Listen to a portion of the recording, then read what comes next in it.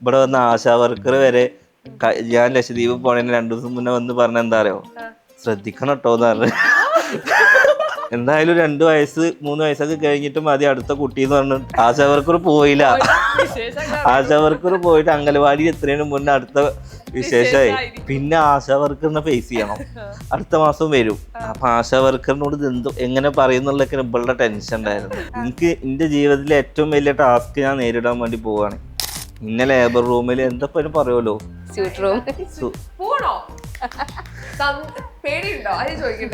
ഞാൻ ചിലപ്പോ മറ്റേ അമർ അക്ബറിലോ അയ്യോ അമ്മ അല്ല ഇവള് പറയുന്നുണ്ട് എനിക്കത് വലിയ സപ്പോർട്ടാവുന്നു. ഞാൻ പറഞ്ഞു ഒരാളെ ജീവൻ എടുത്തിട്ടാണ് എനിക്ക് എന്തിനും സപ്പോർട്ട് എന്ന് ചോദിച്ചത്. കാരണം കുട്ടി ഒരു ജനനം നടക്കുമ്പോൾ ചിലപ്പോ ഒരു മരണം. ഇവിടെ ഒരു റൊമാൻറ്റിക്കിന്റെ ആളും ഒരു അൺറൊമാൻറ്റിക് ആളും ഉണ്ട്. കൂടുതൽ പ്രണയിക്കൊന്നും ചെയ്യാത്ത ഒരാളതുകൊണ്ട് എനിക്ക് റൊമാൻറ്റിക് എന്താന്നുള്ളത് കൂടുതൽ.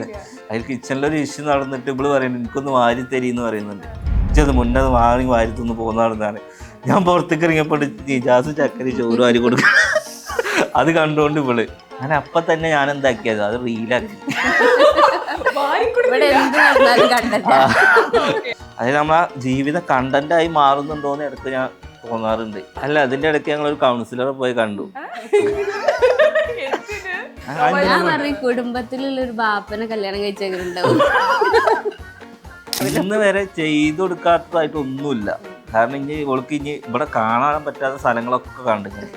പക്ഷെ റൊമാൻറ്റിക് അല്ല എന്ന് മാത്രം. പക്ഷെ പെൺകുട്ടികൾ എനിക്ക് തോന്നുന്നു വലിയ വലിയ കാര്യങ്ങളെക്കാട്ടും ചെറിയ ഒരു മുട്ടായോ ഒരു ടൈം സ്പെൻഡ് ചെയ്യോ ഒരു റോസാപ്പൂ അതൊക്കെ പെൺകുട്ടികളെ വെറും തോന്നല. 99 കാര്യം ചെയ്തു കൊടുത്ത് ആ ചെയ്തു കൊടുക്കാത്ത ഒന്നുണ്ടാവുമല്ലോ 100ാമത്തെ അതിനൊരു കച്ചറ ഉണ്ടാവും. ഇപ്പൊ പുതിയ ഗർഭിണി ആയപ്പോഴാണ്. അപ്പൊ ആ ടൈമിലുണ്ടായ ഡിപ്രഷനും കാര്യങ്ങളും സ്ട്രെസ്സും അതുകൊണ്ട് ഇവള് എനിക്ക് തോന്നി എന്തോ പിരാന്താവോന്നൊരു ഡൗട്ട്. അല്ലെങ്കിൽ പിരാന്തിലാണ്. ഇനി മൊത്തത്തിൽ പിരാന്തായ ഞാൻ എങ്ങനെ പിടിച്ചു വെക്കും. അപ്പൊ എൻ്റെ ഒരു സേഫ്റ്റിക്ക് കൊണ്ട് നേരെ തിരിച്ച് എനിക്കൊരു പണിയായി. ഈ കുട്ടിയുടെ പ്രശ്നം ഞാനായിരുന്നു. അപ്പൊ പിന്നെ ആള് കുറെ മനസ്സിലാക്കി തരുകയൊക്കെ ചെയ്ത് ശരിക്കും മൂഡ് സീൻ ഈ പോസ്റ്റ് പാട്ടൊക്കെ എനിക്കാ വരണ്ടേ. എനിക്കിതിനെ കുറിച്ച് എന്താ അറിയാത്തോണ്ട് എനിക്ക് കുഴപ്പമില്ല. മിഡിൽ ക്ലാസ് ഫാമിലിയിലൊരു ഹസ്ബൻഡ് ആണെങ്കിൽ ആള് ടെൻഷൻ എന്താവും, ബില്ലെങ്ങനെ ഓപ്പറേഷൻ ആവുമ്പോൾ അപ്പുറത്ത് നീ കടം വാങ്ങേണ്ടി വരും. അതിന്റെ കൂട്ടത്തിൽ ഞാൻ മൂഡ് സീൻസ് ആരെങ്കിലും ചിന്തിക്കാൻ നിൽക്കും. അപ്പൊ എല്ലാവരും പറയും ഫാമിലിയിൽ വിഷു നടന്നത് യൂട്യൂബിൽ. ഞാനൊരു പ്ലാറ്റ്ഫോമിൽ ഉള്ള ആളാണ്, യൂട്യൂബ് പ്ലാറ്റ്ഫോമിലുള്ള ആളാണ്. ഇതുമെന്ന് വേണമെന്നുണ്ടെങ്കിൽ ലക്ഷങ്ങൾ എനിക്ക് ഉണ്ടാക്കാം. അങ്ങനെ ഞാൻ ചിന്തിക്കുകയാണ്. പെങ്ങന്മാർ പോട്ടെ, രക്തബന്ധങ്ങൾ പോട്ടെ, അളിയന്മാർ പോട്ടെ, കുടുംബം തന്നെ പോട്ടെ, എനിക്ക് പൈസ മാത്രം ആഗ്രഹിച്ചാൽ മതി എന്നുണ്ടെന്നുണ്ടെങ്കിൽ ഈ ഒരു ചർച്ച എനിക്ക് എല്ലാത്തിലും ഇട്ടത് പെരുപ്പിച്ചെടുക്കാം. ഞാൻ ചിന്തിച്ചത് എന്താണെന്നറിയോ, എനിക്ക് ആ പൈസ കിട്ടിയിട്ട് എനിക്ക് അതിന് പൈസ കിട്ടുമായിരിക്കും, പക്ഷെ സന്തോഷം കിട്ടില്ല. ആളുകൾ എപ്പോഴും ചിന്തിക്കുക എന്താ വെച്ചാൽ അവർ ഏത് രീതിയിലാണ് നമ്മളെ കണ്ടിട്ടുള്ളത് അതിൽ തന്നെ നിൽക്കുകയാണെങ്കിൽ ഒരു ഹാപ്പിയാണ്.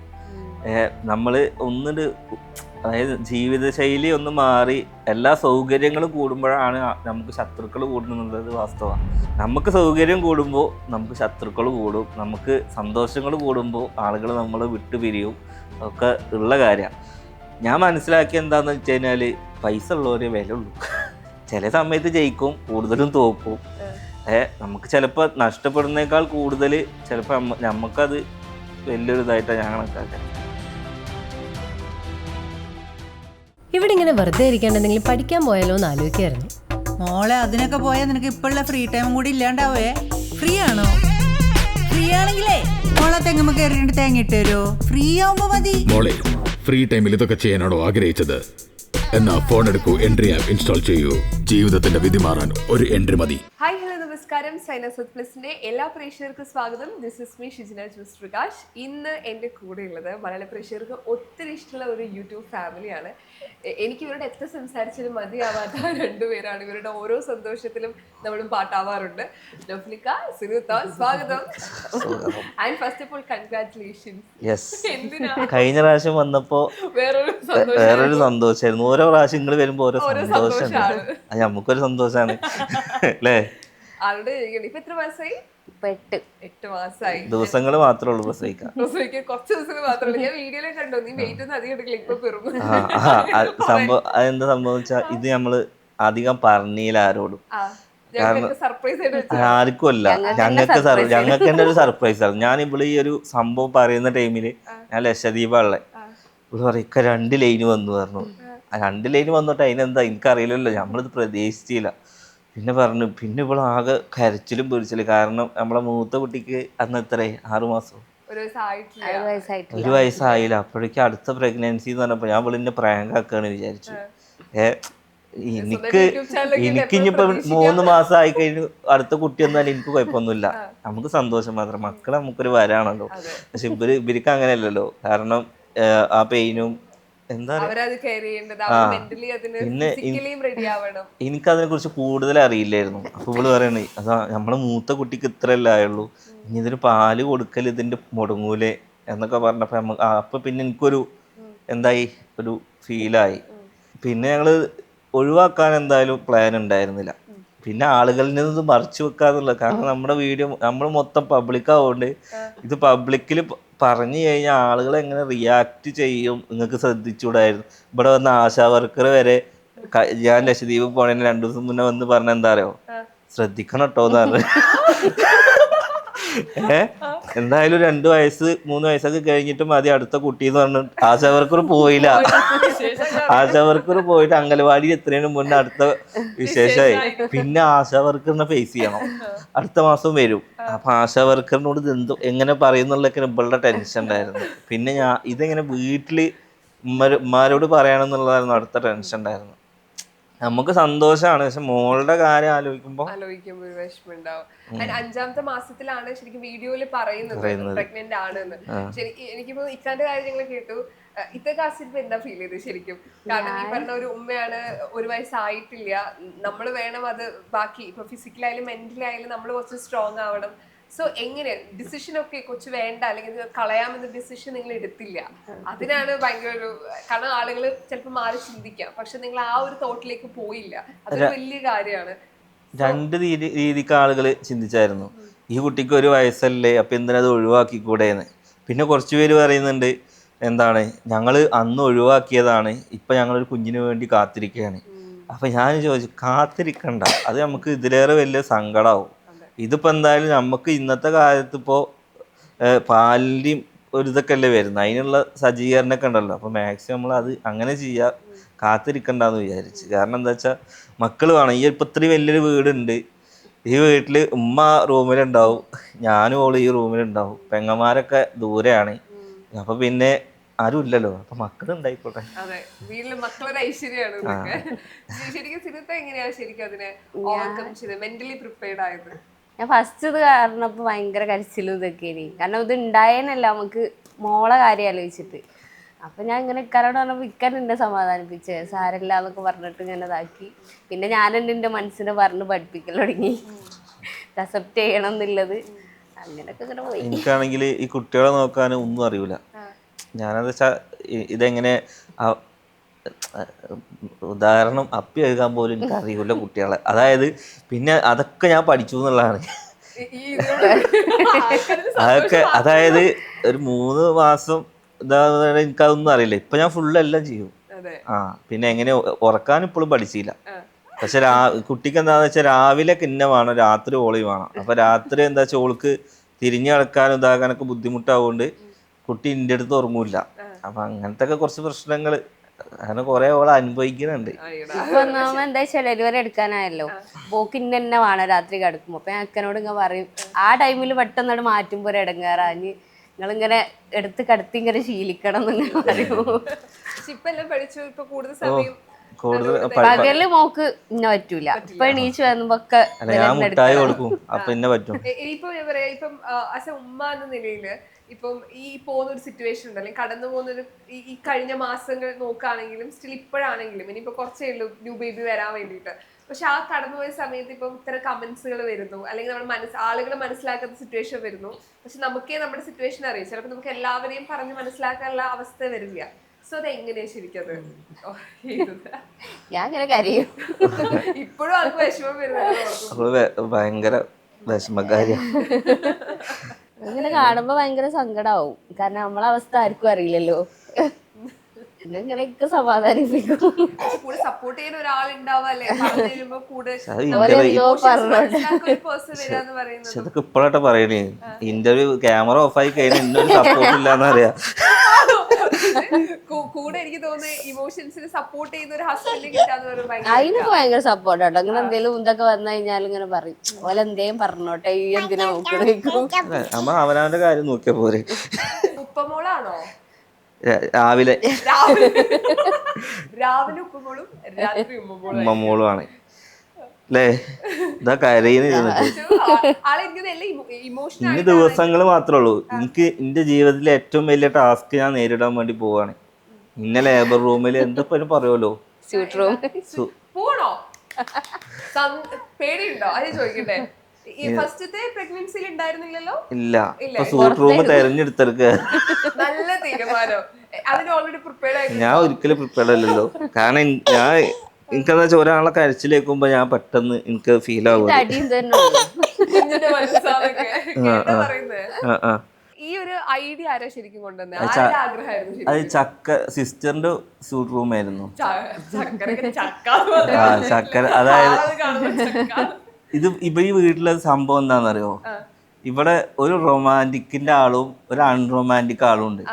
ഒരു റൊമാൻറ്റിക് ആള് വരുന്നത് നിജാസാണ്, അളിയനെ. ഞാൻ എങ്ങനെയാന്ന് വെച്ച് കഴിഞ്ഞാൽ ഈ കൂടുതൽ പ്രണയിക്കൊന്നും ചെയ്യാത്ത ഒരാളതുകൊണ്ട് എനിക്ക് റൊമാൻറ്റിക് എന്താന്നുള്ളത് കൂടുതൽ ഇവിടെ എപ്പോഴും പറയുന്നുണ്ട്. ഒരു തൊന്ത വൈബാണ്. അതായത് എനിക്ക് ഈ നമ്മൾ ഈ കുടുംബത്തില് ഈ ഒരു കാരണവരുമാര് ഇതാവും, ആ ഒരു സാധനമാണ്. എടുക്ക അവിടെ ഇവിടെ വെക്ക്, അത് മാറിയോ, ഞാൻ മുമ്പിൽ നടക്കും. അപ്പൊ ഇവളിങ്ങനെ ഒറ്റയ്ക്ക് നടക്കും. മറ്റോലെ അപ്പൊ കൈയൊക്കെ കൂട്ടി ഇങ്ങനെ കെട്ടി ഞാൻ എന്താക്കും, ഇവരൊക്കെ ഫുള്ള് എന്താ ആ ഉത്തരവാദിത്വം ഉണ്ടല്ലോ, അതിങ്ങനെ അതായത് ചെറുപ്പം മുതലേ കുടുംബം നോക്കി നോക്കി നോക്കി ഞാൻ എൻ്റെ ലൈഫിൽ എന്താണോ എന്നുള്ളത് ഞാൻ മറന്നു വയ്ക്കണേ. അതായത് ഓല അങ്ങനെ നോക്കണം, ഓല ശ്രദ്ധിക്കണം. ചിലപ്പോൾ ഓല മക്കളെയൊക്കെ ഇങ്ങോട്ട് മാറിക്ക്, ഓല ഭാര്യ ഭർത്താവ് കെട്ടിപ്പിടിച്ച് നടക്കോ, ഞാൻ ഓല മക്കളെ നോക്കോ. അത് അങ്ങനെ ഒരു അങ്ങനെ പഠിച്ചു വന്നോണ്ട് ജീവിതത്തിൽ കല്യാണം കഴിഞ്ഞപ്പോൾ എൻ്റെ ജീവിതം എന്താന്ന് ഞാൻ മറന്നുപോയി. അതേമാതിരി തന്നെ അപ്പോൾ ഓല് ഭയങ്കര റൊമാൻറ്റിക്കിൽ പോകും. അതേമാതിരി അവിടുത്തെ കിച്ചണിലൊരു ഇഷ്യൂ നടക്കുക. അതിൽ കിച്ചണിലൊരു ഇഷ്യൂ നടന്നിട്ട് ഇവള് പറയുന്നുണ്ട് എനിക്കൊന്ന് വാരി തരീന്ന് പറയുന്നുണ്ട്. ഇച്ചത് മുന്നേ വാങ്ങി വാരി തിന്ന് പോകുന്നതാണ്. ഞാൻ പുറത്തേക്ക് ഇറങ്ങിയപ്പോൾ നിജാസ് ചക്കരി ചോറ് വാരി കൊടുക്കുക. അത് കണ്ടുകൊണ്ട് ഇവള് ഞാൻ അപ്പം തന്നെ ഞാൻ എന്താക്കിയത് അത് റീലാക്കി. അല്ല അപ്പൊ ഇവളുടെ മുഖത്തൊന്ന് എക്സ്പ്രഷനും കാര്യങ്ങളൊക്കെ ഞാൻ എന്താക്കി, ഇതെന്തായാലും കേറും, ജീവിതം തന്നെ ഒരു കണ്ടന്റായി മാറിയോ എന്നൊരു ഇവള് തന്നെ പറയുന്നുണ്ട്. നിങ്ങളുടെ ജീവിതം ഇപ്പൊ നിങ്ങള് ലാസ്റ്റ് ഒരു സിനിമ നമ്മളെ ദിലീപിന്റെ ഒരു സിനിമ ഇറങ്ങിയാലോ, ഏതാ അതിൽ ഫുള്ള് യൂട്യൂബേഴ്സിനെ പറയുന്നുണ്ടല്ലോ. അതായത് നമ്മളെ ജീവിതം കണ്ടന്റായി മാറുന്നുണ്ടോന്ന് ഇടയ്ക്ക് ഞാൻ തോന്നാറുണ്ട്. നമ്മളിപ്പോ എന്തെങ്കിലും സംസാരിക്കുകയാണെങ്കിൽ ഇത് കണ്ടന്റ് ആക്കാൻ അങ്ങനെ ചിന്തിക്കും. നമുക്ക് റിയൽ ആയിട്ട് ഈ സോഷ്യൽ മീഡിയ സജീവമായിട്ടുള്ളത് കൊണ്ടായിരിക്കും ചിലപ്പോൾ എല്ലാം കോണ്ടന്റ് ആയിട്ട് ഓട്ടോമാറ്റിക്കലി നമ്മുടെ ബ്രെയിൻ അതിലോട്ട് മാറും. നമ്മുടെ മൈൻഡില് ഫുൾ കണ്ടന്റ് മാത്രമേ ഉള്ളൂ. അതായത് ഒരുപാട് ചാനലും ഒരുപാട് കാര്യം ഒന്നിട്ട് കഴിഞ്ഞാൽ അടുത്തത് അത് കണ്ടന്റ്, വേറൊരു ചിന്തയില്ല. അത് ചിലപ്പോ ഇത് ചെയ്യുന്നവർക്ക് അറിയുന്നുണ്ടാവുള്ളൂ. ശരിയാ. ഇപ്പം ഓൾറെഡി ഇങ്ങനെ കുറെ ആഗ്രഹം ഉണ്ടല്ലോ, ആളുടെ കയ്യിൽ നിന്ന് കുറച്ച് റൊമാൻറ്റിക് ആയിട്ട് ചെയ്യണമെന്ന് ആഗ്രഹമുള്ള എന്തെങ്കിലും ഉണ്ടോ? 8 മാസം ഗർഭിണിയായ പെൺകുട്ടി പറയൂ നമുക്ക് ഇന്ന് ചെയ്തു കൊടുക്കണം, അങ്ങനെ വലിയ ആഗ്രഹം ഉണ്ടോ ശരിക്കും സുനിത്തൊക്കെ? പറഞ്ഞ് ചെയ്യിപ്പിക്കണ്ടല്ലോ. എന്നാലും പറ ശരിക്കും. അല്ല, അതിന്റെ ഇടയ്ക്ക് ഞങ്ങൾ ഒരു കൗൺസിലറെ പോയി കണ്ടു. ഞാൻ പറഞ്ഞു കുടുംബത്തിലുള്ള ഒരു ബാപ്പനെ കല്യാണം കഴിച്ചവരുണ്ടാവും.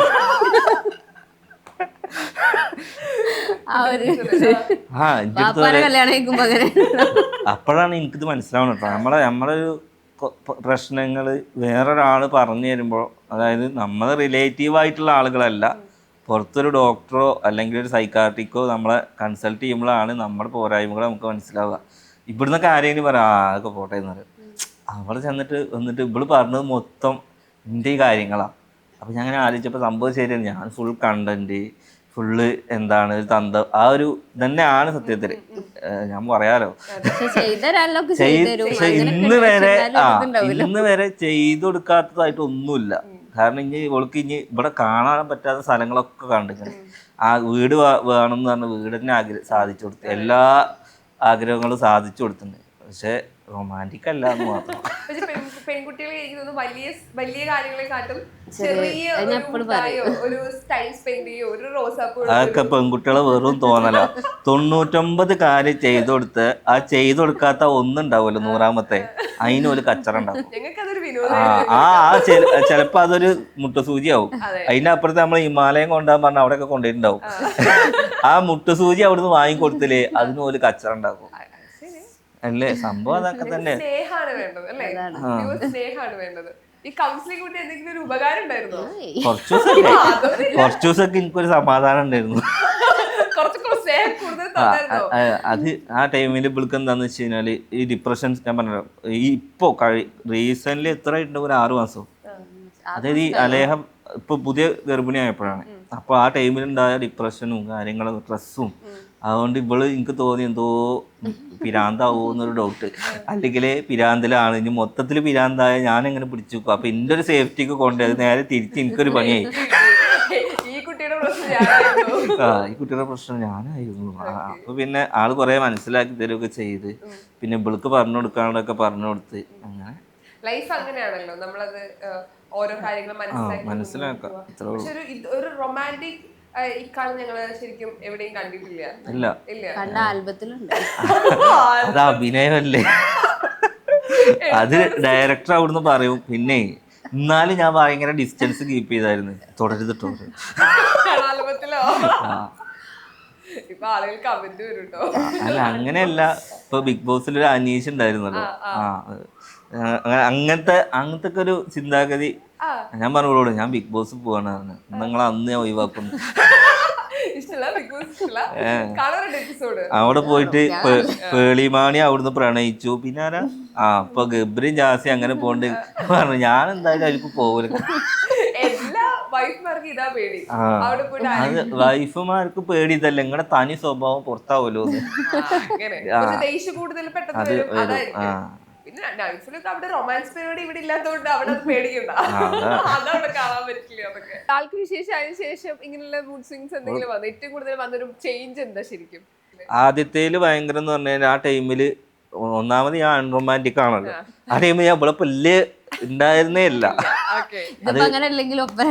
അല്ല അന്ന് ഉണ്ടാവാത്ത കാരണം എല്ലാവർക്കും അറിയുന്നു. ഞാൻ ഹോസ്പിറ്റലിലായിരുന്നു, വാപ്പാന്റെ കൂടെ ഹോസ്പിറ്റലിലായിരുന്നു. പിന്നെ ഞാൻ എൻ്റെ ചിന്ത എന്താന്ന് വെച്ചാൽ അവിടെ ആരുമില്ല, ഇവിടെ ആരുമില്ല. അപ്പൊ ശരിക്കും മൂഡ് സീൻ ഈ പോസ്റ്റ് പാട്ടൊക്കെ എനിക്ക് വരണ്ടേ. എനിക്കിതിനെ കുറിച്ച് എന്താ അറിയാത്തോണ്ട് എനിക്ക് കുഴപ്പമില്ല. ആളുകൾ സംസാരിക്കുന്നത് വളരെ കുറവാ. നമ്മൾ പെൺകുട്ടികളുടെ പറയാറുണ്ടല്ലോ, നമുക്ക് മൂഡ് സ്വിങ്സ്, നമ്മുടെ വിഷമങ്ങൾ നമ്മളെ കേൾക്കണം. പക്ഷെ ഇടയ്ക്ക് ആൺകുട്ടികളെ അത് പറയില്ല, അവർക്ക് അതിനെ കുറിച്ച് അറിയില്ല. ആണുങ്ങൾക്ക് ഇതിനെ കുറിച്ച് അറിയില്ല തോന്നുന്നുണ്ട്. അവർക്കിത് എന്താണ്, അവർക്ക് 100 കൂട്ടം പ്രശ്നം വേറെ ഉണ്ട്. അപ്പൊ ഈ മൂഡ് സിൻസിന്റെ പിന്നാലെ പോയി ആ തലവേദന കൂടി വാങ്ങിക്കണോ? അല്ല അവർക്ക് ഇവരുടെ ടെൻഷൻ എങ്ങനെ പ്രസവിക്കും, അവരുടെ ലേബർ റൂമിൽ എന്താവും എന്നുള്ളതല്ലേ. പക്ഷെ ഒരു ഹസ്ബൻഡ്, ഒരു മിഡിൽ ക്ലാസ് ഫാമിലിയിലുള്ള ഹസ്ബൻഡ് ആണെങ്കിൽ ആളെ ടെൻഷൻ എന്താവും, ബില്ലെങ്ങനെ, ഓപ്പറേഷൻ ആവുമ്പോ അപ്പുറത്ത് നീ കടം വാങ്ങേണ്ടി വരും. അതിന്റെ കൂട്ടത്തിൽ ഞാൻ മൂഡ് സീൻസ് ആരെങ്കിലും ചിന്തിക്കാൻ നോക്കും.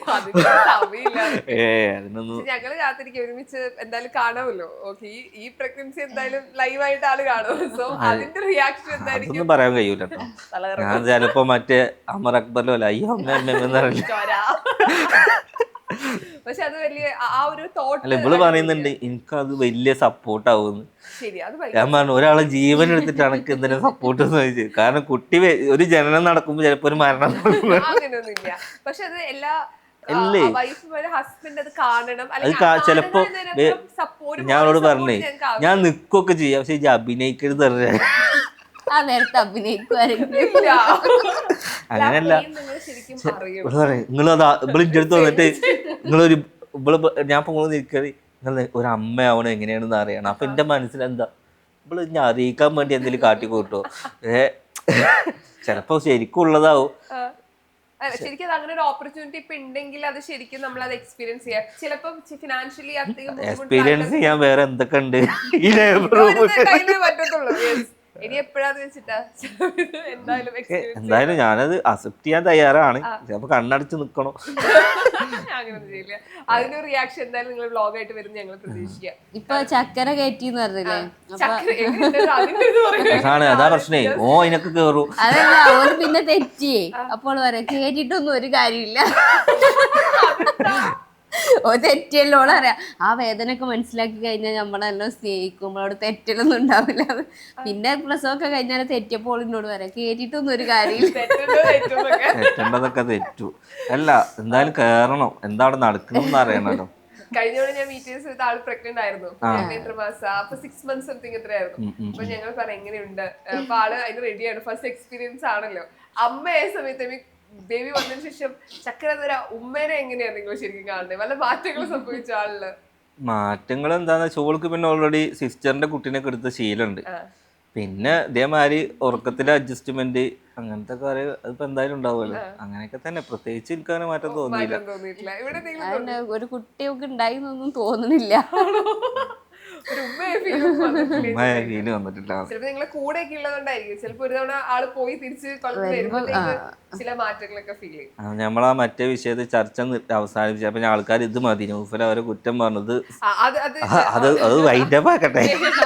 എനിക്ക് പേടി സത്യം പറഞ്ഞില്ല. ഈ നെഗറ്റീവ് ഈ ആളുകൾ എന്താ വെച്ചാൽ ഇനി ഈ ഒരു സാധനം പോയിട്ട് ലിങ്ക് ഈ പ്രശ്നങ്ങളൊക്കെ തീർന്ന സമയത്ത് ഇട്ട് കൊടുക്കുമ്പോൾ ഇത് കാണുന്ന ആളുകൾക്കും പ്രശ്നം തന്നെയാവും. കാരണം ഇത് ഒതുങ്ങിയ പ്രശ്നമാണ്. സത്യം പറഞ്ഞാൽ ഇപ്പോ ആര് തമ്മിലും ഒരു പ്രശ്നമില്ലാതെ സന്തോഷത്തോടു കൂടി ഉമ്മാനും ഉമ്രക്ക് അയച്ചു എന്നുള്ളതാണ്. ഇനി ഇതിൻ്റെയൊക്കെ ഒരു കാരണം എന്താ വെച്ചാൽ ഉമ്മാനും ഉമ്രക്ക് വിട്ടതിൻ്റെ പ്രധാന ലക്ഷ്യം കൂടി ഈ കുടുംബം ഒന്നിക്കാന്നുള്ളതും കൂടി ആയിരുന്നു. അത് പെട്ടെന്ന് ഒന്നിക്കണം. ഉമ്മാനും ഉമ്രക്ക് വിടണമെന്ന് എൻ്റെ എന്നോ വലിയത്തെ ആഗ്രഹമാണ്. പക്ഷെ ഉമ്രക്ക് പോകുമ്പോൾ എന്തായാലും മക്കൾ എൻ്റെ ആഗ്രഹമാണ്. കാരണം ഞാൻ അതിനെ കുറിച്ചൊരു പാട്ട് വരെ എഴുതിയിട്ടുണ്ടായിരുന്നു അല്ലേ. ഞാൻ പണ്ട് ആദ്യം പാടിയ പാട്ട് എഴുതിയത് ഞാനല്ല, ആദ്യം പാടി എനിക്കെൻ്റെ ഉമ്മാനെ ആ മദീന കാട്ടണം, ആ ഒരു പാട്ട് എഴുതിയായിരുന്നു. അതേമാതിരി ഉമ്മാനെ അതിൻ്റെ ഏറ്റവും അവസാനത്തെ ഒരു ആഗ്രഹം കൂടിയായിരുന്നു. ആ ആഗ്രഹം വാപ്പാനെയും കൂടി ഒരുമിച്ച് വിടണം വെച്ചിട്ടായിരുന്നു. പക്ഷെ വാപ്പാക്ക് അതിനുള്ള യോഗ ഉണ്ടായില്ല. പക്ഷെ വാപ്പാക്കുള്ള ഉമ്മ അവിടെ ചെയ്തു എന്നുള്ളതാണ്. അപ്പം അതിലൊക്കെ ഞാൻ ഒരുപാട് സന്തോഷിക്കുന്നു. അതിനൊക്കെ എല്ലാ മക്കളും ഒരുമിച്ച് വന്ന് സന്തോഷത്തോടെ പറഞ്ഞയച്ചു. അത് ഈ ഒരു പ്രശ്നം കഴിഞ്ഞതുകൊണ്ട് തന്നെ അത് പോകുന്നത് കൂടി ആയതുകൊണ്ട് ഈ പ്രശ്നം കുറേ കാലത്തിന് നീണ്ടുപോയോ ഒന്നുമില്ല. പിന്നെ ഉമ്മാൻ്റെ ആഗ്രഹം എല്ലാവരും ഒരുമിച്ച് വന്ന് മക്കളൊക്കെ ഒരുമിച്ച് എനിക്ക് പോകണം എന്നായിരുന്നു. അതുകൊണ്ട് ഞാൻ ആ പ്രശ്നം തീർക്കാൻ വേണ്ടി ഞാൻ അതിന് മുന്നിട്ട് തന്നെ ഇറങ്ങി. കാരണം ഇത് വേറെ മുന്നിട്ടിറങ്ങാൻ വേറെ നമുക്ക് ഫാമിലിയിൽ ഞാൻ പറഞ്ഞല്ലോ ഇപ്പോൾ അങ്ങനെ വാപ്പല്ല, പിന്നെ നിൽക്കേണ്ട ഞാൻ തന്നെയാണ്. ഞാനും എനിക്കും സോഷ്യൽ മീഡിയ ഉണ്ട്, എനിക്കിത് റീച്ച് ആക്കണം എന്ന് പറഞ്ഞ് ഞാൻ നിൽക്കുമ്പോൾ ഞാനവിടെ സത്യം പറഞ്ഞു കഴിഞ്ഞാൽ ഞാൻ ആളുകളുടെ മുന്നിൽ ഞാൻ ജയിക്കുമായിക്കാരം. പക്ഷെ ഒരു കുടുംബം എന്നുള്ള സ്ഥലത്ത് ഞാൻ പരാജയപ്പെടുകയാണ്. കാരണം അയിമെന്ന് എനിക്ക് കുറേ പൈസ ഇട്ടിട്ട് ഞാൻ എന്താവും. ഇപ്പം ഞാൻ പറയും, ഇപ്പോൾ എല്ലാവരും പറയും ഫാമിലിയിൽ വിഷു നടന്ന് യൂട്യൂബിൽ, ഞാനൊരു പ്ലാറ്റ്ഫോമിൽ ഉള്ള ആളാണ്, യൂട്യൂബ് പ്ലാറ്റ്ഫോമിലുള്ള ആളാണ്, 3 ചാനലുള്ള ആളാണ്. എനിക്കിപ്പോൾ ഇതുമെന്ന് വേണമെന്നുണ്ടെങ്കിൽ ലക്ഷങ്ങൾ എനിക്ക് ഉണ്ടാക്കാം. അങ്ങനെ ഞാൻ ചിന്തിക്കുകയാണ്, പെങ്ങന്മാർ പോട്ടെ, രക്തബന്ധങ്ങൾ പോട്ടെ, അളിയന്മാർ പോട്ടെ, കുടുംബം തന്നെ പോട്ടെ, എനിക്ക് പൈസ മാത്രം ആഗ്രഹിച്ചാൽ മതി എന്നുണ്ടെന്നുണ്ടെങ്കിൽ ഈ ഒരു ചർച്ച എനിക്ക് എല്ലാത്തിലും ഇട്ടത് പെരുപ്പിച്ചെടുക്കാം. ഞാൻ ചിന്തിച്ചത് എന്താണെന്ന് അറിയോ, എനിക്ക് ആ പൈസ കിട്ടിയിട്ട് എനിക്ക് അതിന് പൈസ കിട്ടുമായിരിക്കും, പക്ഷെ സന്തോഷം കിട്ടില്ല.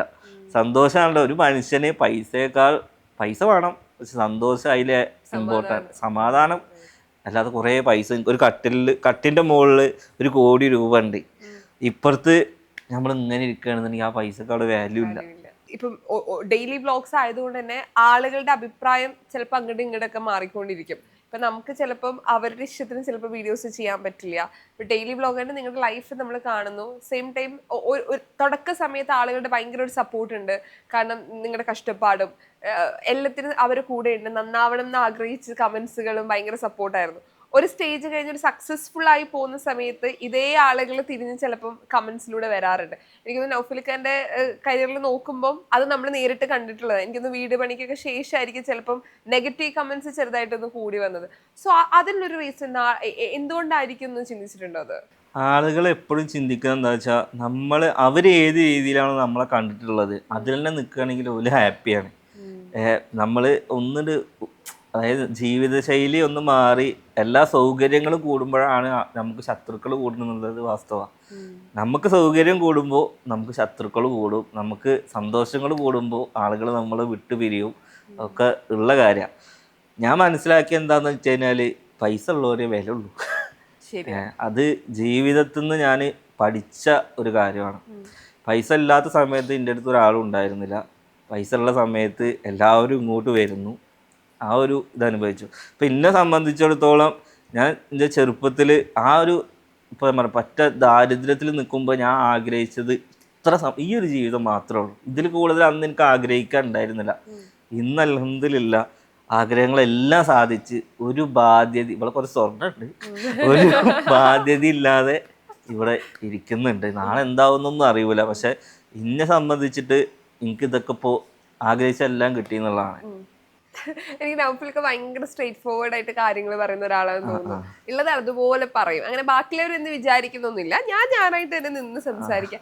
അത് ഭയങ്കര ഇഷ്ടപ്പെട്ട ഒരു ക്വാളിറ്റി ആണോ ശരിക്കും സിനിത്തക്ക്? പക്ഷെ ചില ടൈമിൽ ഞാൻ പറയും. അല്ല, എൻ്റെ ഏറ്റവും വലിയ ഒരു പരാജയം എന്താന്ന് വെച്ച് കഴിഞ്ഞാല് എല്ലാവരും കണ്ണടച്ച് വിശ്വസിച്ചു പോകും. എല്ലാവരും കണ്ണടച്ച് പിന്നെ എൻ്റെ ഏറ്റവും വലിയ പോസിറ്റീവ് എന്താന്ന് വെച്ച് കഴിഞ്ഞാല് എല്ലായിടത്തും ഞാൻ താഴും. അതായത് എനിക്ക് തോന്നിയത് കേട്ടോ, പക്ഷെ അത് ഇവൾക്ക് ഇഷ്ടമുള്ള കാര്യമല്ല. കാരണം വൈഫ് എന്ന നിലക്ക് എൻ്റെ ഹസ്ബൻഡ് എല്ലായിടത്തും താഴ്ന്നു നിൽക്കണം എന്നുള്ള ഓൾക്കൊരിത്. പക്ഷെ ഞാൻ ചോദിക്കും, ഞാൻ താഴ്ന്നു കൊടുത്തു കഴിഞ്ഞാൽ ആ ഒരു പ്രശ്നം അവിടെ സോൾവ് ആവുകയാണെങ്കിൽ അത് എൻ്റെ വിജയമാണല്ലോ. പണ്ട് ഏതൊരു യുദ്ധത്തിൽ പറയുമല്ലോ, ജയിക്കുന്നവർ മാത്രമല്ല, എന്താണ്, യുദ്ധം ജയിക്കുന്നവർ മാത്രമല്ല വിജയികൾ, ചില സമയത്ത് തോൽക്കുന്നവരും വിജയികളാണെന്ന് പറയും. അപ്പൊ നമ്മള് ചില സമയത്ത് ജയിക്കും, കൂടുതലും തോക്കും. നമുക്ക് ചിലപ്പോൾ നഷ്ടപ്പെടുന്നേക്കാൾ കൂടുതൽ ചിലപ്പോൾ നമുക്കത് വലിയൊരു ഇതായിട്ടാണ് ഞാൻ കണക്കാക്കാൻ. പക്ഷെ SLC-യിൽ അല്ല +2-ലൊക്കെ എഴുതാത്ത തോറ്റ തന്നെയാണ്. ചേട്ടനെന്തായാലും പണി കിട്ടുമോ നോക്കാനാ പറയുന്നത്. ഇനി ആവശ്യമില്ലാത്ത പരിപാടിക്കൊന്നും പോകില്ലേ, ഒരു ഐഡിയ കിട്ടിയാൽ മതി. എന്താ ഐഡിയ? ആലോചിച്ചുകൊണ്ടിരിക്കുവല്ലേ.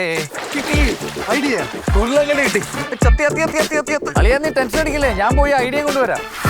ഹലോ, ഇനിയും ഐഡിയ കാത്തിരുന്നിട്ട് കാര്യമുണ്ടോ എന്ന് തോന്നുന്നുണ്ടോ? എന്നാ ഫോൺ എടുക്കൂ, എൻട്രി ആപ്പ് ഇൻസ്റ്റാൾ ചെയ്യൂ. ജീവിതത്തിന്റെ ഗതി മാറാൻ ഒരു എൻട്രി മതി.